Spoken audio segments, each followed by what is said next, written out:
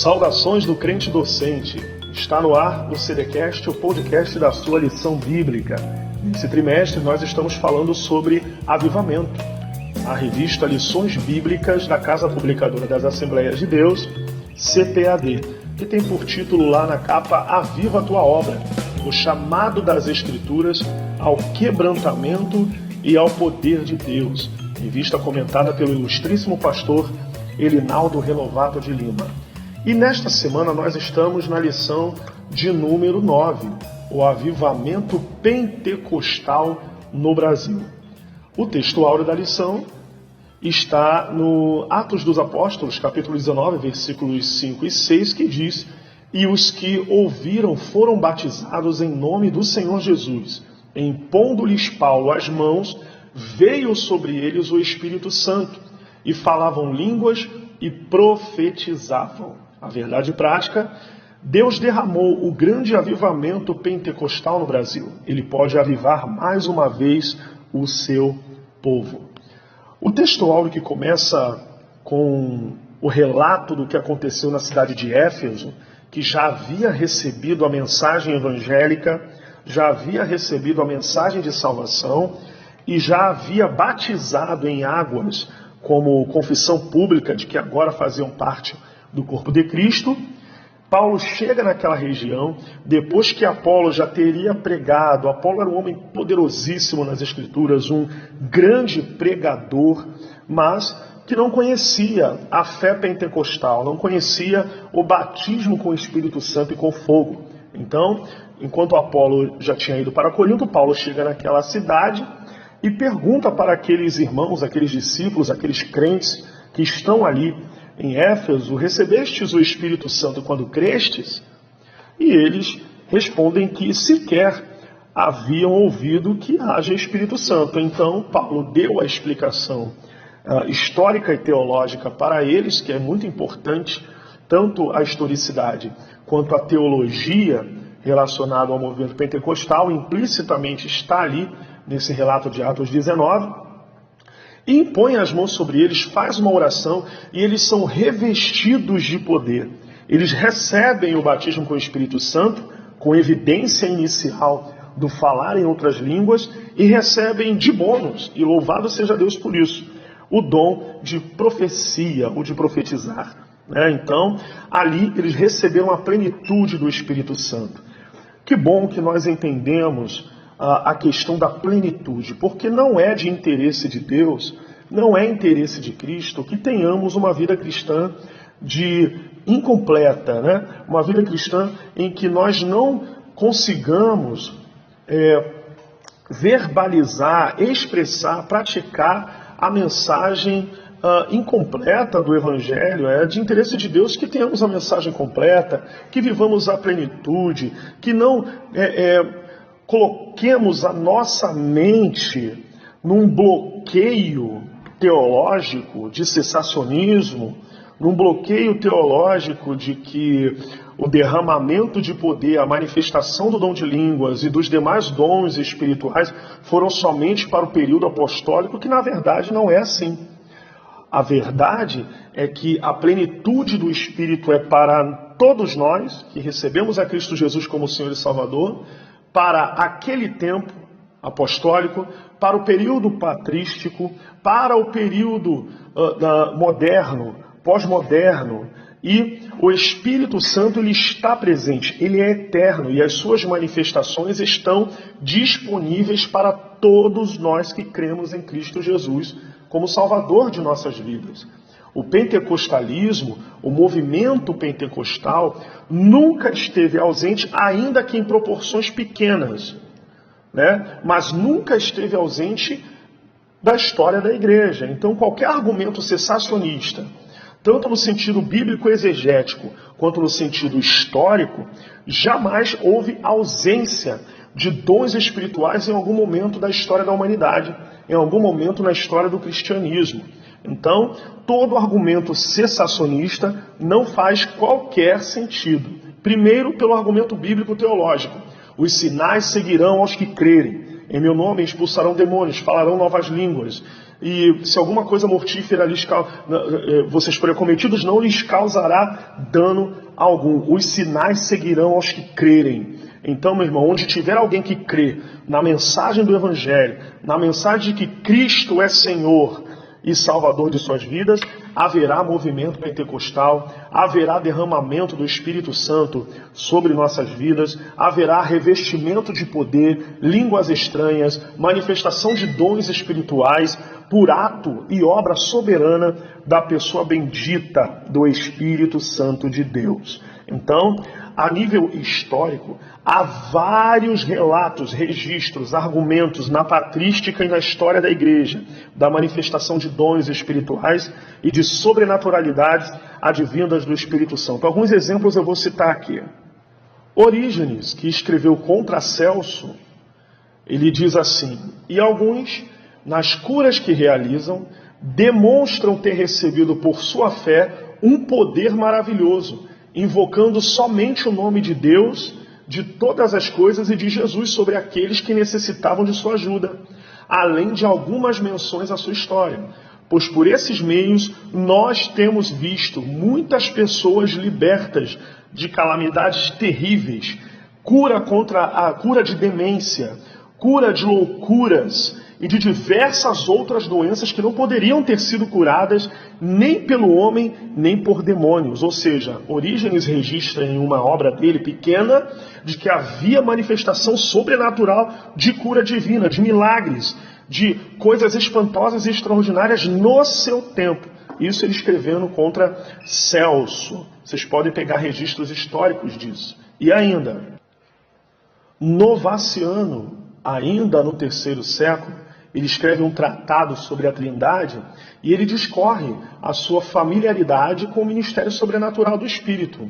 Ele escreve assim: é o Espírito Santo quem coloca profetas na igreja, instrui os professores, orienta as línguas, concede poderes e cura, realiza maravilhas, oferece discernimento de espírito, confere poderes de governo, sugere conselhos e organiza vários outros dons que fazem parte dos carismata, fazendo assim com que a igreja do Senhor se esmere e se aperfeiçoe em todo lugar com seus membros. Aí, mais um registro, tem mais.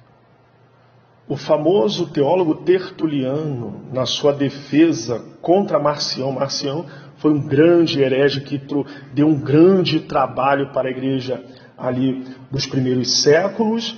Contra Marcião, Tertuliano escreve assim: que Marcião exiba, então, alguns profetas como esses, que não falam pelo juízo humano, mas com o Espírito de Deus, prevendo também fatos futuros. Olha os dons de revelação sendo manifestados ali. E manifestando os segredos do coração. Que ele produz um salmo, uma visão, uma oração. Que isso provenha somente do Espírito, num êxtase, abruptamente, ou algum momento em que lhe tenha ocorrido uma interpretação de línguas. Pois do meu lado, esses sinais aparecem sem qualquer dificuldade. Palavras de Tertuliano. Então, os séculos foram se passando. É bem verdade que houve declínio em relação a essa sobrenaturalidade, devido a uma série de questões históricas e doutrinárias, mas que não houve uma ausência total da manifestação dos dons. E demais pesquisas vocês podem ficar à vontade em fazer. E agora, no Brasil, o avivamento pentecostal tão notório, no nosso país, ele começou a partir de 1910, 1911, com a chegada desses missionários, embora alguns outros relatos históricos também incluam nesse bojo do movimento pentecostal no Brasil a queridíssima Igreja Congregação Cristã do Brasil, que também cria na manifestação dos dons espirituais. Agora, em 1910, com a chegada de Daniel Berg e Gunnar Wingren, eles chegam ao Brasil por uma obra, por uma direção única e exclusiva do Espírito Santo. Querido irmão, querido professor, todos nós que estamos engajados numa missão como esta, ou numa missão local, ou se Deus vai levar qualquer um de nós para lugares longínquos, nós precisamos estar debaixo da direção do Espírito Santo de Deus. na nossa obra, no nosso ministério. Por exemplo, em Atos dos Apóstolos, capítulo 13, versículo 2, diz: e servindo eles ao Senhor, disse o Espírito Santo: separai-me a Barnabé e a Saulo para a obra que os tenho chamado. Esta obra era uma obra missionária. Ali era o decurso da segunda viagem missionária do apóstolo Paulo. E Barnabé e Saulo, eles foram chamados pelo Espírito Santo. Eles não foram chamados por homens, eles não foram chamados por governos. Eles foram chamados pelo Espírito Santo.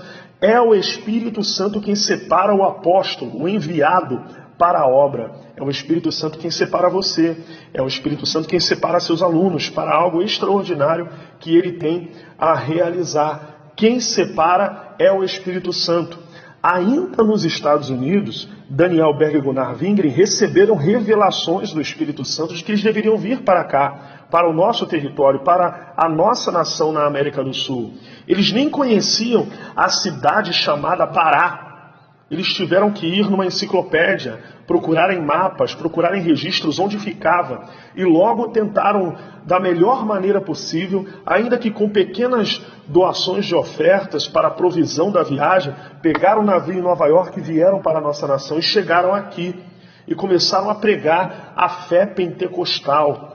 Uma visão estranha, né, ao protestantismo no Brasil na época, uma visão estranha para as igrejas que já estavam aqui desde o Brasil colônia, como a igreja reformada francesa, que já estava aqui quando eles chegaram, a igreja reformada holandesa, a igreja anglicana, que já tinha também aqui, a igreja luterana, o metodismo, né, o congregacionalismo, presbiterianismo, já estavam aqui, os batistas, né, já estavam aqui quando Daniel Berg e Gunnar Wingren chegaram. Então, quando eles chegaram aqui, eles se depararam com igrejas tradicionais que ainda não haviam recebido a mensagem pentecostal, a mensagem do batismo com o Espírito Santo e com a evidência inicial das línguas estranhas e dos dons espirituais, ficaram, né, abismados, e o tradicionalismo se espantou e os expulsaram e os perseguiram, né? Mas a perseguição é o prenúncio de crescimento. O avivamento muitas vezes acontece em períodos de tem que acontecer em períodos de letargia espiritual. Foi assim nos Estados Unidos, foi assim na Rua Azusa, foi assim no país de Gales. Eles estavam orando, tinha gente orando, pedindo avivamento. E o avivamento veio no país de Gales. Um grande pregador chamado Evan Roberts, que pregou ali com muito poder e autoridade, enviando mais tarde missionários para outras regiões do mundo, como a Índia e a África. Então, o avivamento ele tem seus frutos, o avivamento tem sua obra, o avivamento tem um desencadear poderoso de movimento espiritual e sobrenatural. Então, no Brasil não foi diferente. A irmã Celina Albuquerque recebe, né, e fica no registro que ela foi a primeira mulher, primeira crente, né, na verdade, o primeiro crente, o primeiro cristão a ser batizado com o Espírito Santo com evidência em línguas estranhas em solo brasileiro. E ela foi para casa orar pedindo: Senhor, isso é realmente algo teu? E o Senhor falou com aquela mulher. E as pessoas começaram a afluir para a casa dela. E a Assembleia de Deus, como o maior movimento pentecostal do mundo, começa ali de uma forma maravilhosa. O movimento pentecostal que chegaria até os nossos dias com uma plenitude missionária extraordinária. Onde tiver uma cidade, mesmo que em cidades pequenas, haverá ali uma Assembleia de Deus, um povo pentecostal, um povo missionário. Eu tive a oportunidade de conhecer pequenas igrejas em cidadezinhas pequenas no interior de Minas Gerais, Caiana, mais tarde Espera Feliz, que é vizinha de Carangola, e depois na cidade mais na zona da mata, como a cidade de Senador Firmino, na cidade de Dores do Turvo, pequenas igrejas pequenininhas, ali que tinham um movimento espiritual poderoso, de sobrenaturalidade, de manifestação dos dons espirituais, da revelação e plenitude do Espírito. Então Daniel Berg e Gunnar Wingren estavam debaixo da direção de Deus. Todo movimento espiritual está debaixo de uma autoridade espiritual, está debaixo de uma sobrenaturalidade proveniente do Espírito. Daniel Berg e Gunnar Wingren não foram diferentes. Assim como eu e você também não podemos agir de outra forma, pedir direção a Deus. Lá na segunda viagem missionária, em Atos 16, está escrito lá, versículos 6 e 7, que eles intentavam, na navegação, eles passavam pela Frígia e pela província da Galácia, mas foram impedidos pelo Espírito Santo de anunciar a palavra na Ásia. Naquele momento não era a ocasião oportuna pelo Espírito Santo de anunciar a palavra na Ásia, não era o momento. Então, eles desceram em Troade. Quando chega em Troade, Paulo recebe uma visão. O Espírito Santo leva você a lugares em que ele vai te revelar algo novo, em que ele vai te revelar uma tarefa nova, em que ele vai te revelar uma estratégia nova. Foi em Troade que Paulo recebe uma visão, uma revelação de um jovem pedindo, para passar a Macedônia, pedindo ajuda. Então Paulo, se ele tivesse fora da direção de Deus, ele teria ido para a Bitínia, teria ido para a Ásia, mas não era o momento. Quando nós estamos na direção de Deus, o Espírito Santo nos leva ao lugar da visão. Então, no dia 19 de novembro de 1910, Daniel Berg e Gunnar Wingren chegam ao Brasil. E aqui surge o maior movimento pentecostal já registrado em nossa história e perdura até ao dia de hoje. E o pentecostalismo, de acordo com dados do IBGE, desde o ano 2000 e agora passa pelo censo de 2010 e tem mais censos também, que o número de evangélicos não para de crescer no país. E é puxado pelo movimento pentecostal. É o movimento pentecostal quem puxa essa estatística geográfica, demográfica do nosso país. Vocês têm censos tanto nos censos de 1991, censo do ano 2000, censo de 2010, o Brasil cresce como um país pentecostal. O número de católicos está sendo reduzido, o número de católicos decresce e o movimento evangélico cresce, puxado pelo movimento pentecostal. Não esqueça de uma coisa: Deus quer avivar o seu povo. Eu costumo dizer alguns aspectos de avivamento. Existem movimentos, existe o avivamento pessoal que eu tenho que buscar para a minha vida, que eu tenho que buscar através da santificação, que eu tenho que buscar para o meu desenvolvimento e crescimento espiritual. Esse é o avivamento pessoal que eu tenho que buscar para mim, para a minha vida, para a minha família. Existe o avivamento local, é quando o poder de Deus é derramado em uma igreja específica, numa localidade específica, para reanimar um povo que esteja vivendo uma letargia espiritual. Então Deus aviva aquele local, e aquela igreja naquela localidade cresce. Existe um avivamento nacional, é quando a igreja numa nação ela está passando por uma frieza que se alastra por todo o território. E esta frieza ela não pode continuar. Essa frieza ela precisa ser quebrada através da busca pelo poder do alto, através da busca pelo revestimento de poder, através da busca pela palavra e pela oração. Avivamento para a nação. E existe também o avivamento global, que embora existam lastros de avivamento em várias partes do mundo e em quase todos os continentes, eu creio que um avivamento verdadeiramente global será desencadeado somente no reino milenial de Cristo, onde toda a terra se encherá do conhecimento da glória do Senhor, como as águas cobrem o mar. Então, tenha isso em mente. Procure dados históricos, procurem dados estatísticos também, procurem relatos espirituais verdadeiros, de fontes confiáveis, de que o movimento espiritual sobrenatural do Espírito Santo nunca cessou e nunca cessará, porque é da vontade de Deus que o seu povo esteja recebendo a plenitude do Espírito Santo.